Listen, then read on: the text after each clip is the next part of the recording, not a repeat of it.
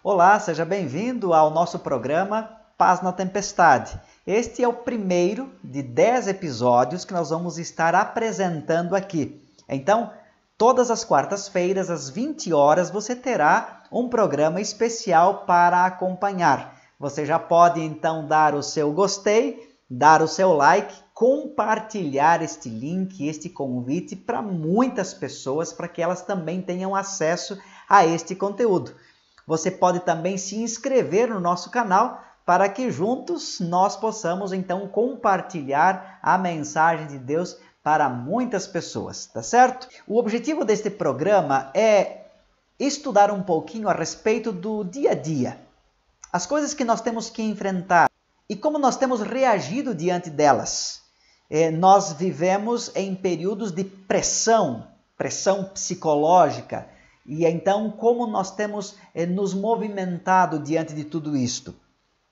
Você com certeza já ouviu aquela máxima filosófica que diz: conhece-te a ti mesmo.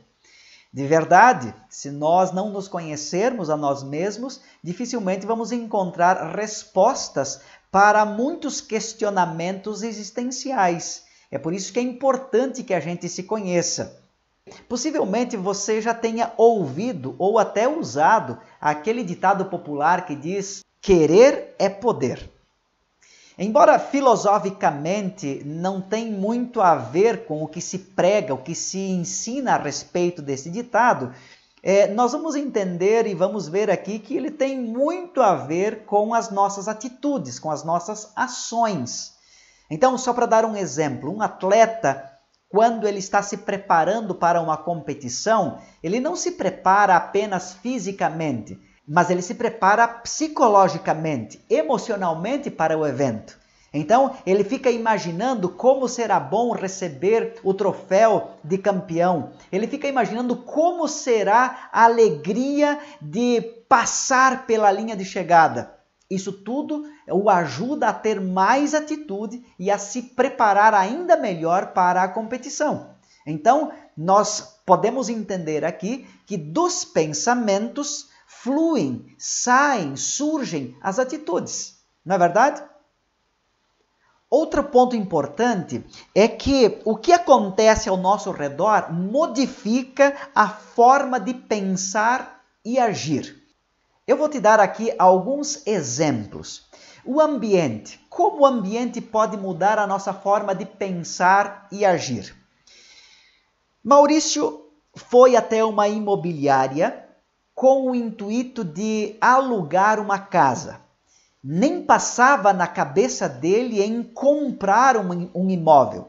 Mas chegando lá, o corretor apresentou uma proposta de venda muito interessante e a forma como foi apresentada, a forma carinhosa como Maurício foi recebido na imobiliária, fez com que ele se motivasse a pelo menos pensar no assunto.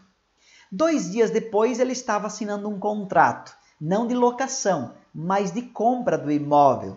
O que mudou? O ambiente, a forma como ele foi recebido, a forma como lhe foi apresentada a proposta. Isso mudou a sua forma de pensar, a sua forma de ver as coisas. Outra coisa é a personalidade. A Heloísa foi passar uma tarde com as ex-colegas de faculdade. E depois de conversar por vários minutos, por algum tempo, ela percebeu que as suas amigas haviam chegado num patamar que ela não havia chegado.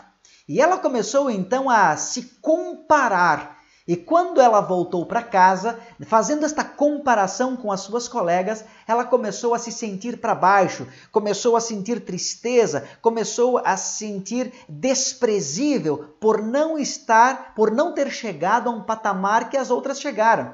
Então ela começou a se comparar com as amigas e isso a levou para baixo, a deixou triste, não é? E o último ponto aqui são as recordações e experiências já vividas. Um exemplo disso, a Clara teve uma certa discussão com um dos irmãos há muito tempo atrás. E toda vez que ela pensa sobre essa discussão, Ela lembra como ela foi ferida com palavras naquele momento. E isto a deixa cada vez mais triste. E então, toda vez que ela pensa hoje no que aconteceu no passado, ela acaba se sentindo mais e mais para baixo. E as suas atitudes já não são as mesmas por causa desta amargura que ela carrega dentro do coração. Viu como o ambiente, como as coisas que nós já vivemos, como a personalidade pode mudar a nossa atitude? Nestes 3 casos, há uma relação direta entre os pensamentos e a conduta. Isso é importante a gente pensar e refletir, porque, de qualquer forma, seja como for, todos nós somos donos do nosso pensamento. Ninguém pensa por nós, ninguém manda no nosso pensamento. No entanto, está nas nossas mãos ter o controle dos nossos pensamentos e das nossas emoções. Não é fácil, é verdade, mas esta é uma verdade, é uma realidade. Nós não podemos esquecer disso. Então, os estados de ânimo tóxicos devem ser combatidos. E está nas nossas mãos deixar de nos alimentar de coisas tóxicas. Só uma pergunta. O que você tem assistido ultimamente?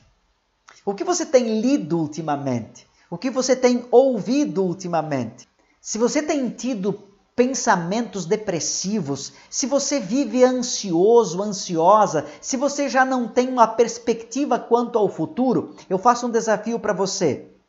Tire o foco das coisas que você hoje está vendo, que você está ouvindo, que você está alimentando a sua mente.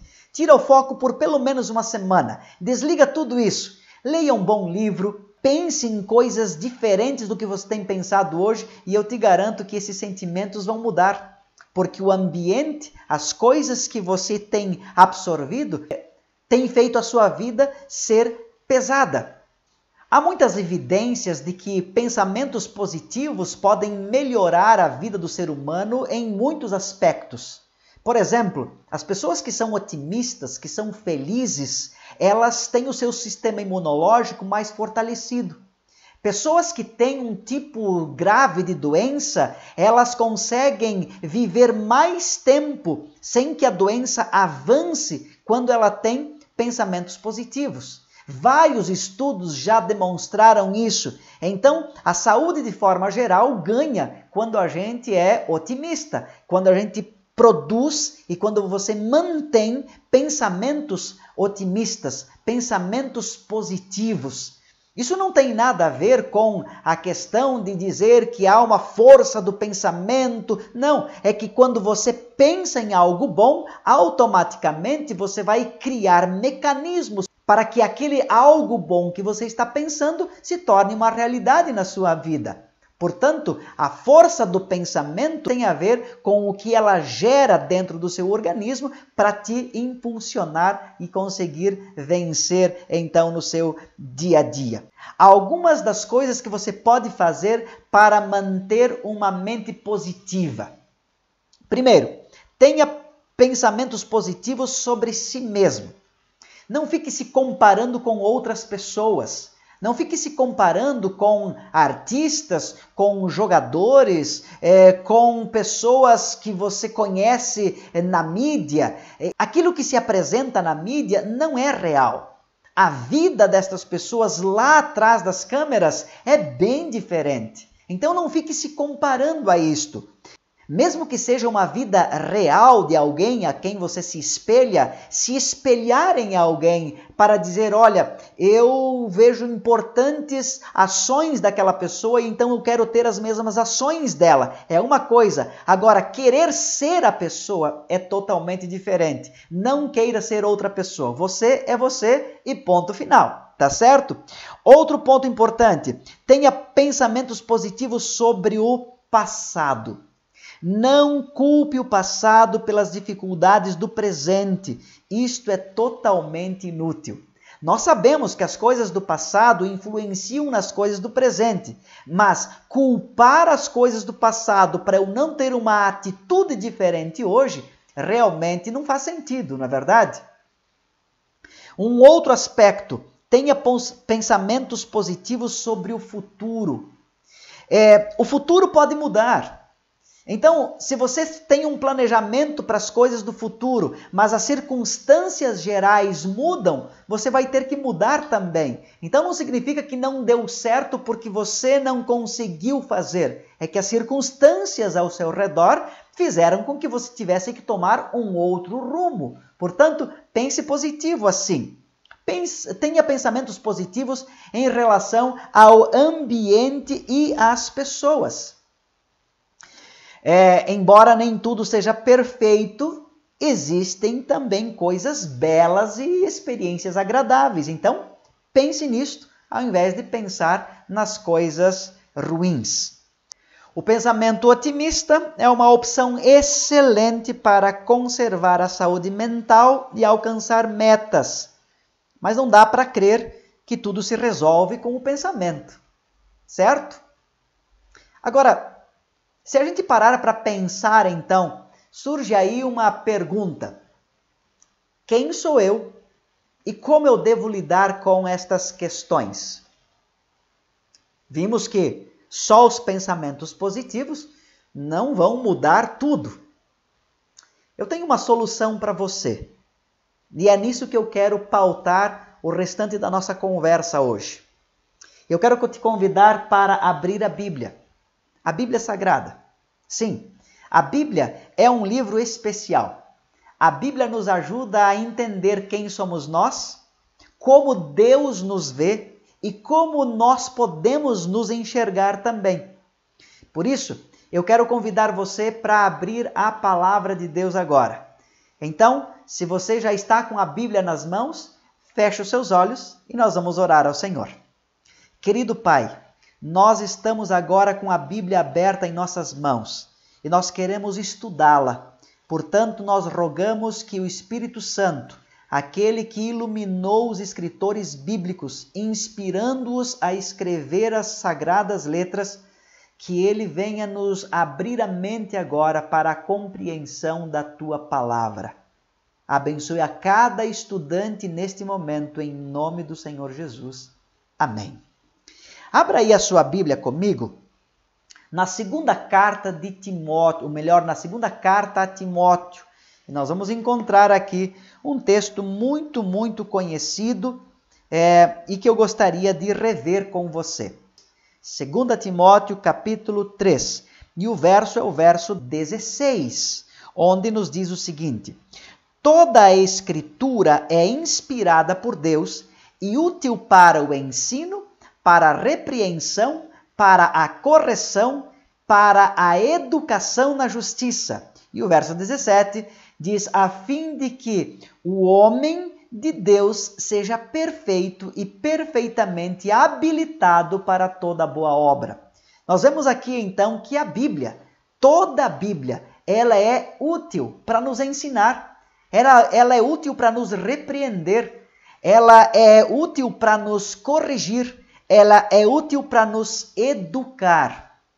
E é através da palavra de Deus que nós vamos ter agora momentos de educação, de correção, de ensinamento para que nós possamos viver uma vida feliz ao lado de Deus. Bem, para nos conhecer, devemos primeiro conhecer o princípio das coisas. Então nós vamos para Gênesis capítulo 1. E os versos 26 e 27. Gênesis capítulo 1 e os versos 26 e 27. E aqui diz o texto sagrado assim: também disse Deus, façamos o homem à nossa imagem, conforme a nossa semelhança. Tenha ele domínio sobre os peixes do mar, sobre as aves dos céus, sobre os animais domésticos, sobre toda a terra e sobre todos os répteis que rastejam pela terra. Criou Deus, pois, o homem à sua imagem. A imagem de Deus o criou. Homem e mulher os criou. Se você fizer a pergunta, quem sou eu? Primeiro detalhe, eu e você somos criaturas das mãos de Deus. Somos feitos à imagem e semelhança do nosso Criador. Isto é fantástico. Isto é uma forma de mostrar que Deus tem um carinho especial por nós e que nós temos uma identificação com Deus. E isto eu creio que já seria o suficiente para a gente entender que, se somos filhos e filhas de Deus e somos criados à sua imagem e semelhança, nós podemos ter uma autoestima fantástica, porque a nossa estima não vem das coisas corriqueiras do dia a dia. A nossa estima vem do alto. A nossa autoestima. Tá certo? Agora, a partir do capítulo 3, há uma narrativa que não é muito agradável para nós, mas é importante que entendamos, que conheçamos esta história, para que entendamos o plano de Deus para os seus filhos e filhas criados à sua imagem e semelhança. No capítulo 3, a partir do verso 1, nós vemos aqui que Adão e Eva pecaram. E eles, quando pecaram, compreenderam que a sua desobediência havia afastado eles da glória de Deus. Então, no verso 7 e 8, aqui do capítulo 3, nós vamos encontrar as seguintes palavras. Abriram-se então os olhos de ambos, e, percebendo que estavam nus, coseram folhas de figueira e fizeram cintas para si. Quando ouviram a voz do Senhor Deus, que estava no jardim pela viração do dia, esconderam-se da presença do Senhor Deus, o homem e sua mulher, por entre as árvores do jardim. Veja que coisa interessante. Quando Adão e Eva, depois de haverem pecado, perceberam o que estava acontecendo, eles já tentaram fazer algo para se livrar daquele problema com suas próprias mãos. Eles tentaram encontrar um meio à sua volta para se esconder, para esconder a sua nudez, para resolver o problema do pecado. Então o texto diz que eles fizeram cintos de figueira, de folha de figueira, para esconder a vergonha da sua nudez. Então, diz a palavra de Deus no verso 9, e chamou o Senhor Deus ao homem e lhe perguntou, onde estás? E aqui nós vemos claramente que quem toma a atitude para resolver o problema é Deus. Deus sabia onde Adão e Eva estavam, sim ou não? Claro que sim. Deus é onisciente. Ele conhece todas as coisas. E qual a razão, então, de Deus haver perguntado para Adão e Eva, onde estás? Onde vocês estão? Sabe, queridos, esta expressão vai muito mais além do que perguntar em que lugar você está, onde você está escondido. Mas a pergunta é, em que situação você se encontra agora? É uma pergunta reflexiva. Em que situação você se encontra? E então, como vimos, Deus dá o primeiro passo. É Deus quem vai até o ser humano para resolver o seu problema. E aí no verso 21, nós vamos encontrar aqui a palavra de Deus dizendo assim, fez o Senhor Deus vestimenta de peles para Adão e sua mulher e os vestiu.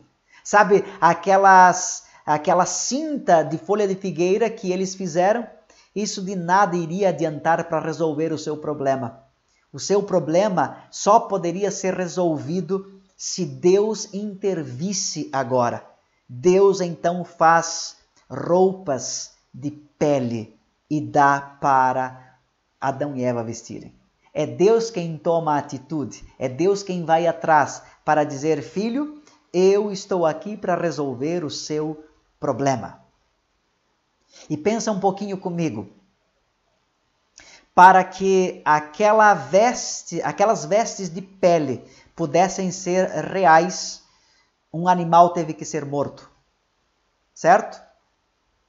Para que aquela roupa de pele pudesse ser dada a eles, aquela roupa de couro pudesse ser dada a eles, um animal teve que ser morto. Quem morreu ali? Logicamente um cordeiro, porque o cordeiro se torna a partir de então a representação de Jesus Cristo. E aí nós vamos encontrar na Bíblia que Jesus é o cordeiro que foi morto desde antes da fundação do mundo. Nós vamos encontrar na Bíblia ainda um outro verso interessante a respeito disso, que está aqui em Isaías, Isaías no capítulo 61. Abra sua Bíblia em Isaías no capítulo 61. E o verso que nós vamos ler está aqui no verso 10, que diz assim, a primeira parte do verso que nos importa para esse estudo: regozijar-me-ei muito no Senhor, a minha alma se alegra no meu Deus, porque me cobriu de vestes de salvação e me envolveu com um manto de justiça. Olha que coisa interessante. Aquele cordeiro que morreu lá no Éden, para que as roupas pudessem ser feitas para Adão e Eva, representando assim Jesus Cristo, representa a justiça de Cristo. E o texto diz então que uma vez perdidos para o pecado, há um resgate especial para nós.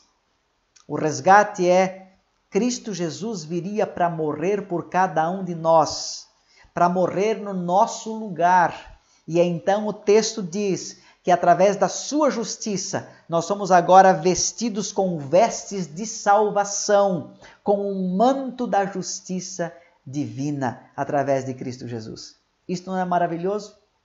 Não é maravilhoso pensar que Cristo nos ama de uma maneira tão especial? Quando você para e pensa a respeito disso, quando este tipo de pensamento vem à sua mente, que tipo de atitude você tem? Que tipo de ação você tem? Já que as coisas externas, as coisas que estão na nossa mente, nos levam a tomar atitudes, nos levam a ter ações. Um outro texto que eu quero ler com você está aqui na primeira carta de João. Primeira carta de João. Abra aí sua Bíblia comigo, na primeira carta de João. E nós vamos encontrar aqui um texto muito importante que fala profundamente ao nosso coração. Sabe por quê? Porque mesmo que Cristo tenha morrido por nós na cruz do Calvário para pagar os nossos pecados, nós continuamos ainda cometendo erros, cometendo atos de pecado, não é verdade? Eu não sei você, mas eu sim.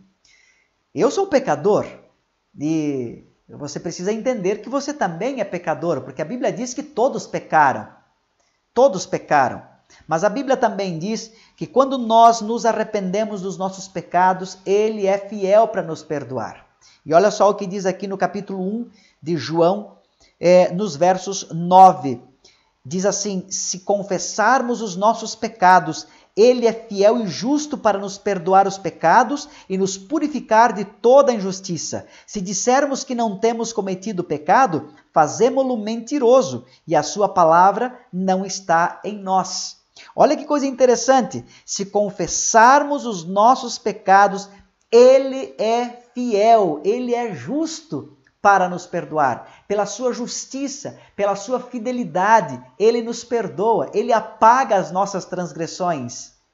E se mesmo assim a gente volte a pecar, o capítulo 2, o verso 1 diz: filhinhos meus, estas coisas vos escrevo para que não pequeis. Se todavia alguém pecar, temos advogado junto ao Pai, Jesus Cristo, o justo.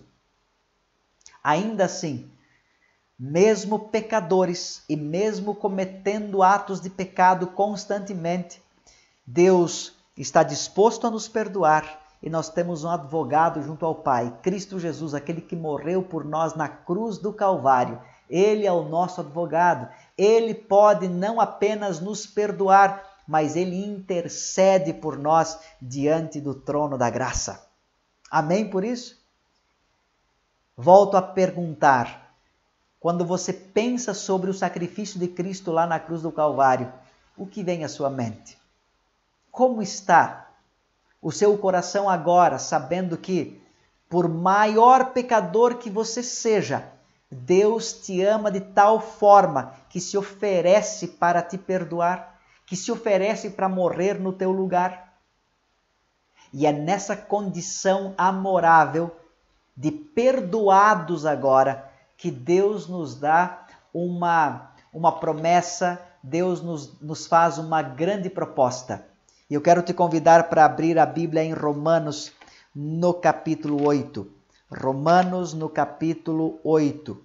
E nós vamos encontrar aqui a partir dos verso 14 em diante, nós encontramos, olha só que fantástica narrativa aqui da palavra do Senhor. Diz capítulo 8, verso 14 em diante: pois todos os que são guiados pelo Espírito de Deus são filhos de Deus. Olha que interessante. Aqueles que são guiados pelo Espírito de Deus são filhos de Deus. Veja um detalhe interessante. Quando nós pecamos, ou quando Adão e Eva pecaram, eles perderam aquela glória que os envolvia, a glória de Deus. Então eles passaram a ser chamados, como em Efésios, no capítulo 1, nós vamos encontrar que eles, aliás, no capítulo 2, nós vamos encontrar ali a expressão que foram, e passamos a ser chamados de filhos das trevas. Mas aí então nós encontramos a Cristo, que se oferece para morrer por nós, que oferece o seu perdão para cada um de nós. E então agora somos guiados pelo Espírito Santo para receber e aceitar este favor de Deus. E se somos guiados pelo Espírito Santo, já não somos mais filhos das trevas, agora somos filhos da luz outra vez. Ou seja, a Bíblia diz que aqueles que são guiados pelo Espírito Santo são chamados filhos de Deus. São filhos de Deus. E diz o verso 15, porque não recebestes o espírito de escravidão para viverdes outra vez atemorizados, mas recebestes o espírito de adoção, baseados no qual clamamos, Abba, Pai. O próprio Espírito testifica com o nosso espírito que somos filhos de Deus. O Espírito Santo quer inculcar na nossa mente que nós somos filhos de Deus e podemos ser isto. Nós podemos ser filhos de Deus. Nós podemos nos entregar a Ele de forma poderosa, de forma completa e assim sermos usados por Ele, sermos guiados por Ele. Que proposta maravilhosa, não é verdade? Volto a repetir. O que você consegue pensar e imaginar quando você pensa sobre esse sacrifício especial? Sobre este amor tão grande demonstrado sobre cada um na cruz do Calvário? O que vem à sua mente? Que atitudes você tem diante desses pensamentos? Essa é uma boa pergunta para a gente refletir. Continuando o texto, então, diz agora no verso 17, ora, se somos filhos, somos também herdeiros, herdeiros de Deus e co-herdeiros com Cristo. Se com Ele sofremos, também com Ele seremos glorificados. O apóstolo Paulo, escrevendo aos Coríntios, vai dizer, porque eu sei que esta leve, momentânea tribulação que nós passamos agora, ela não é nada diante da glória que será revelada a nós. O que Paulo está nos ensinando? Que eu e você temos que ter pensamentos nas coisas do céu, temos que pensar no sacrifício de Cristo. Mesmo que nós reconheçamos que somos pecadores e temos que reconhecer para poder aceitar o sacrifício de Cristo, então nós temos que agora desenvolver pensamentos positivos, otimismo na nossa vida, porque isto vai nos levar a termos uma autoestima, como comentamos no início, uma autoestima elevada. Por quê? Porque somos filhos e filhas do Deus Criador e mantenedor do universo. Já imaginou isso? E tudo isso eu encontro onde? Na palavra de Deus. A palavra de Deus que nos conforta, que nos consola. Por isso eu te convido a tomar uma decisão hoje. Você que entendeu que mesmo sendo pecador, tem um substituto que é Cristo Jesus e que através desta substituição do sacrifício de Cristo na cruz, agora nós somos filhos e filhas de Deus e que o Espírito Santo nos guia, porque Ele é o Espírito da verdade que nos guia a toda a verdade. Se você entendeu tudo isso, tome a sua decisão. Tome a sua decisão de andar na presença de Deus, de estudar a palavra de Deus, de compreender o plano maravilhoso que Ele tem para você. Um plano de salvação. Eu que sei que pensamentos tenho a vosso respeito, pensamento de paz e não de mal, para dar a vocês o que o seu coração deseja.